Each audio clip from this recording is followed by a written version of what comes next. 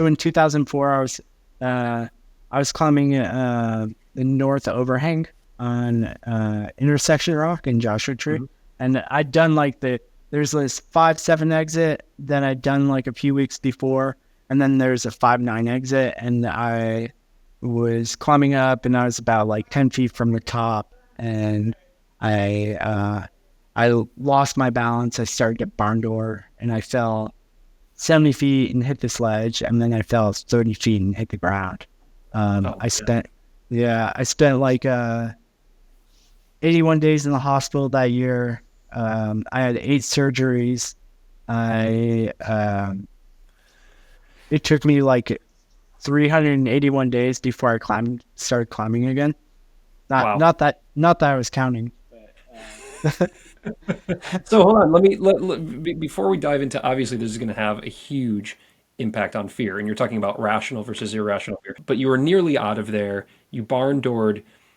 You fell 70 feet, hit the ledge, and then fell the remaining 30 feet. Were you conscious during this? Hmm.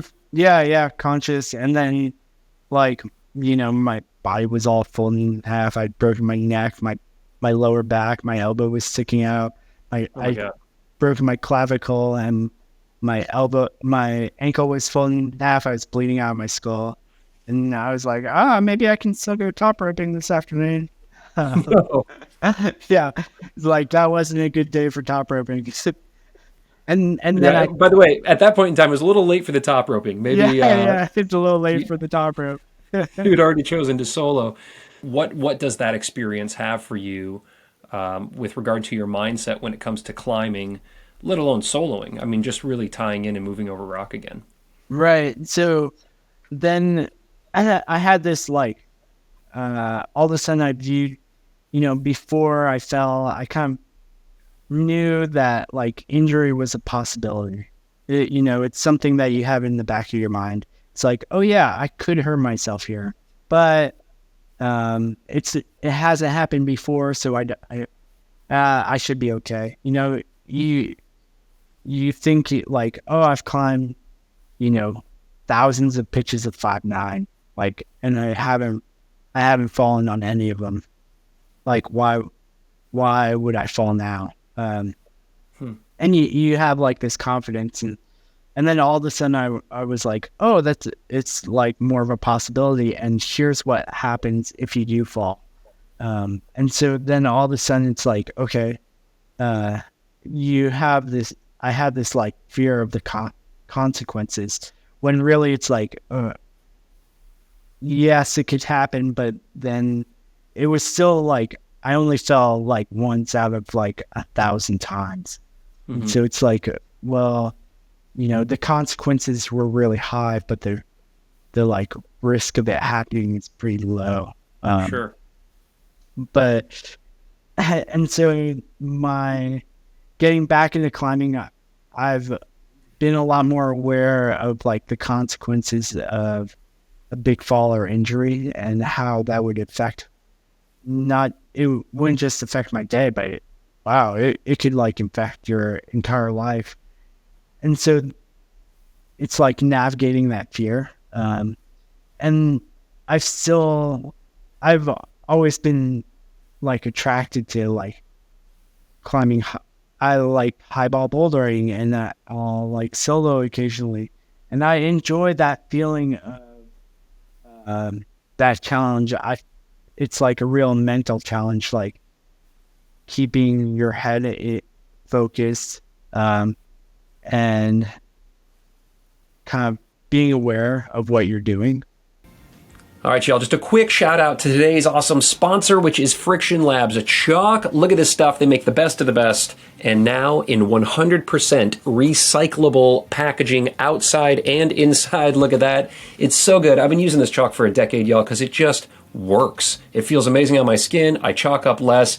I think you guys are going to love it as well. You now get 20% more in this new eco-friendly packaging, and you get 20% off by hitting that link below using code STRUGGLE at frictionlabs.com. I love this stuff. Let's get back to the interview.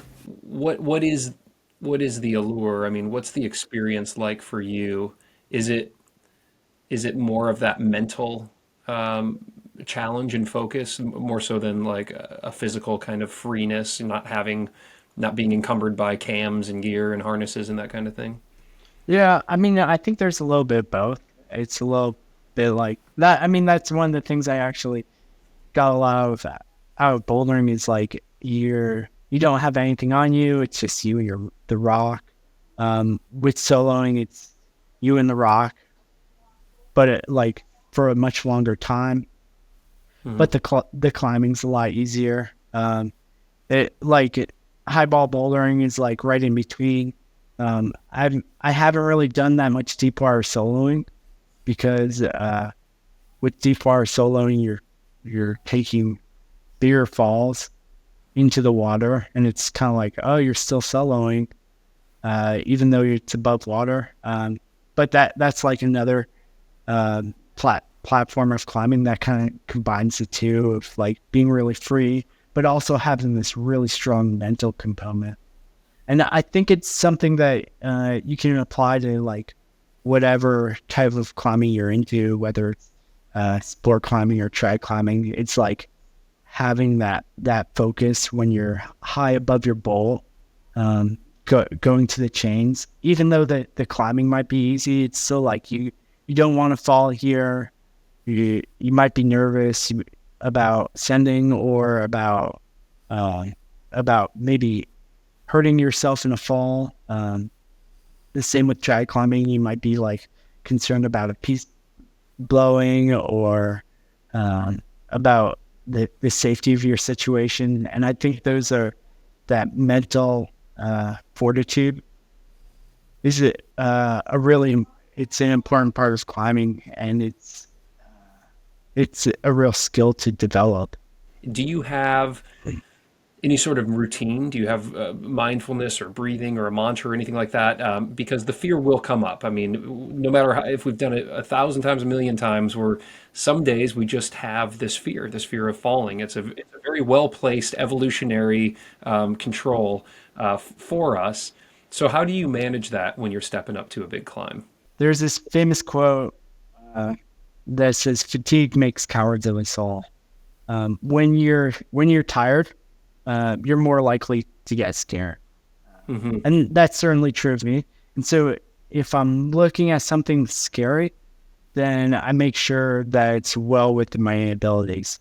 If it's hard and it's scary, then I do my best to prepare ahead of time to make it less scary through practice, through top roping, through red pointing. A lot of times I get really scared even trying a new sport route, and so a lot of times I'll like clip up. I'll work a sequence as best as I can. I try and make it so that there's fewer unknowns, and so that I'm better prepared for it. Um, and so while I don't have any like specific mantra, I do have like um, different approaches that I use, and I'm fine uh, like approaching a climb and being like, oh, you know what? Like other people might be brave enough to like not have to top rope this section first. They can like just go from the ground. Uh, but I'm not that person. Like I might get scared, and that's okay. I'm just gonna like figure it out and figure out a way to process my fear and be okay with it. And then sometimes I'll be I'll be like, okay, this I'm not able to like get rid of my fear of this climb or of something happening. And so then I make a decision how much I want to do this. And then sometimes I will just do something scared.